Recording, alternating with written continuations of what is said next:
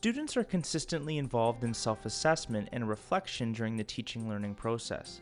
They develop an understanding of themselves as learners and are able to articulate their strengths and needs. They track their own progress and clearly understand their personal learning goals. Okay, so let's go on over here and let's reflect on our conference. Okay, so let's look at our menu of reading strategies. We've got your understanding, your comprehension.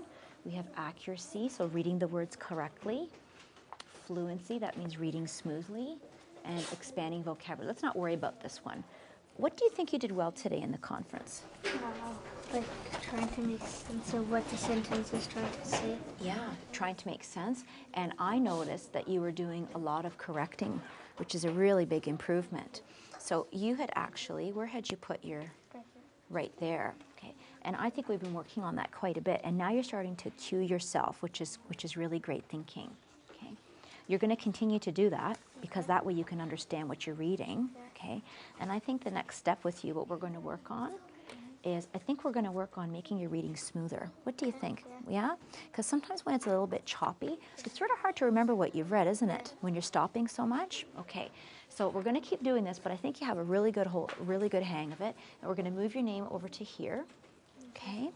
And in the next few conferences that we're going to be doing, we're going to work on rereading and making it flow, or make it sound like make our reading sound like we talk, smooth. Sound good? Yeah. Okay. So let's fill in your star and wish. So here's what you did well.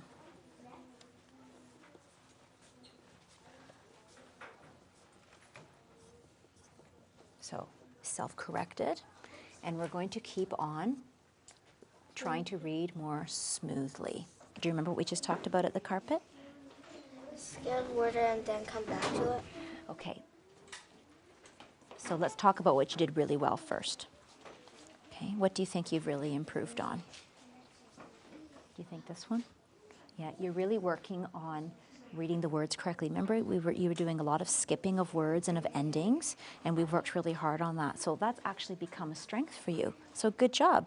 And now I think this strategy might work for words that are really kind of tough and that you try everything and you still can't get it. We'll try and skip it and then come back to it. So where's your name up here?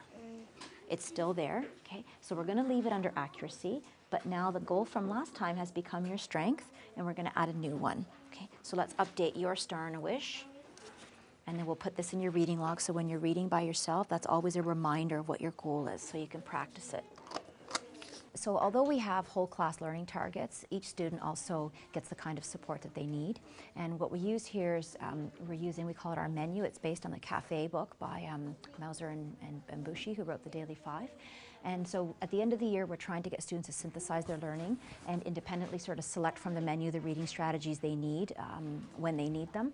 And so what we just did, we had just a very quick reading conference with a few students from the guided reading group, and we identified an area of strength, so a star, and then an area to work on, a wish. And I'll work on that on subsequent individual conferences with the students, and they also have a record of it in their reading log so they can refer to it as they're practicing independently at their desks or at home.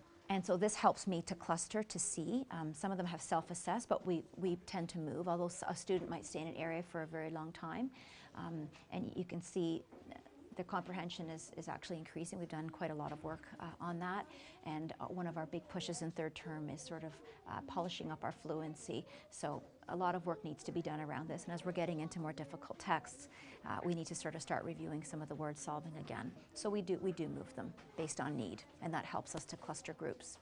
The color coding idea, which is just lifted from the book, helps. It's a visual for students, and I think for me it helps me to cluster areas of need. So if I'm seeing a big area in one area, then that would be a good reason for a large group lesson, as opposed to one name would mean it would be an individual target for an individual conference.